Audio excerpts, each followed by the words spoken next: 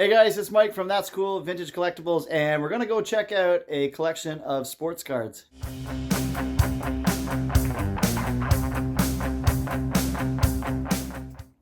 So over the winter, I spoke to a gentleman about coming to see his sports card collection. He wanted to sell his entire collection. I said I'd come have a look. We could never get and arrange a day or time that would work for both of us. And then he got COVID and was ill for a little while. We just couldn't connect on anything. And finally, we were able to get a day to work this week. So I went and took a look. He bought out a sports card shop in the 1990s at the end of the big card boom.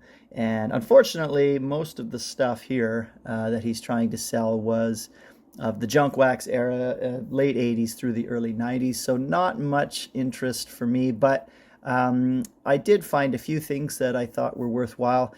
He wanted to sell the entire lot as a one price and sell, and I just wasn't up for that. I don't think it was worth that. I don't have the storage for something this big. I was overwhelmed with the size of the collection. It was massive, but it was mostly stuff that really doesn't have any value and is pretty hard to move on and resell, which I'm sure he's going to find as he gets, collectors through. So unfortunately, there wasn't a lot for me this time around, but he did have, like, if there was a set made between 1988 and 1994, I think he had it. I did not see the Upper Deck SP with the Derek Jeter rookie. I don't think he had that one. But I was able to look through and find a couple of things that were a little bit more interesting to me, stuff I didn't have, and I bought a small amount of stuff. But you see this quite a bit with cards for sale. It's often this era, and it was just so mass produced. And I keep thinking at some point this stuff is going to increase in value, and it has to be getting scarcer. And then I get a call like this where you're just like, there's so much out there. There's just piles and piles and piles of it. I don't know if it ever will be, but you have to think at some point it's got value. But it just right now isn't worth very much, and there doesn't seem to be a ton of interest in it. Although I think there's a lot of people my age, I'm in my mid-40s, that collected when they were younger, that have gotten back into the hobby and are nostalgic for this era. So I do think they do sell, but it's pretty inexpensive stuff for the most part. So I went through his collection, and I picked out a few items that I thought were interesting, and I'll show you what that is right now. Okay, we're back at the cabin. I was able to pick up a bunch of stuff from that collection. Most of this was very junk wax heavy, so that's what you'll see here. But I have a sentimental attachment to these sets because I had them way back in the 90s. And these are actually the 90 Donruss with the blue border, so they're a little harder to find. These are still sealed. National League and American League best of boxes, which is kind of fun. I love small little sets from the 80s. This one was a top set of rookies. It has Alomar and Sheffield from 88. I thought that was kind of cool. Picked that up. This is a Fleer set from 1987. 44 card set right there of award winners. That was kind of cool. And Topps Collector's Edition Dream Team photo cards, 33 cards in that one from Kmart. Pretty cool little, I love these little sets. They're kind of fun.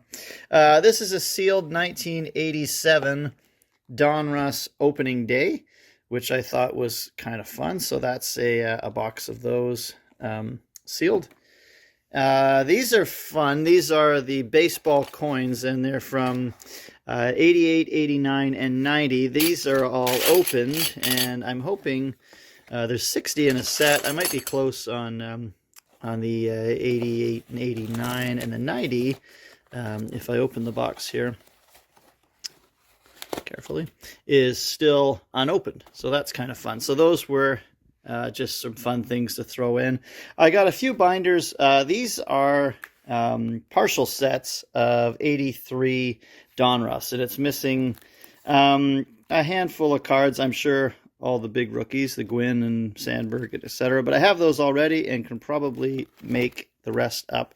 I think the rest won't cost me too much. So that's an 83 Donruss partial set, and this one's actually an 82. Looks like we need some Diamond Kings here. This is an 82 Donruss partial set as well, and maybe the big rookies I already have. We'll have to see.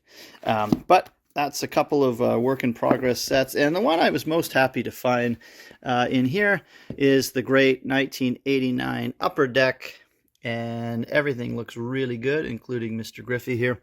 I love this set, and I didn't have it already anymore, so I wanted to pick that up for the collection. I'm not sure I ever did own this one. It was always a little bit pricey when I was growing up. So really happy to add the 89 Upper Deck set to my collection. So a little bit of junk wax stuff here and a little bit of obscure kind of weird boxes of smaller sets. But that's what I picked up.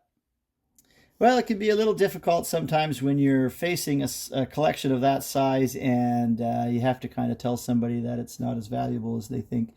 But it was very nice of him to have me in and to look around and to take a peek through everything. And I found some things that I will enjoy and will add to my collection. So that's what it's all about. Lots of fun. I don't like to film in people's houses when they're having me over like that. I kind of think it's a little bit weird and awkward for people. So I just took a few pictures. And it was nice to just kind of talk to another collector and hear their story about how they collected. And, unfortunately, that era of material is just not worth a lot of money. But there's a lot of sentimental value to that for me, and a lot of stuff in there that I enjoyed looking through again and just seeing. And I had quite a bit of it already, so it was hard to find something new, but I managed to. Anyway, I appreciate you coming along for a look, and please like and subscribe to the channel. I do everything on this channel collectible related, so it's rock and roll memorabilia, rare records, and instruments, sports memorabilia, sports cards, antiques, and other vintage items, anything that I kind of like to collect. So that's what we do on the channel, and if you like that, please follow us, like, and subscribe, and we'll see you next time. Keep on collecting.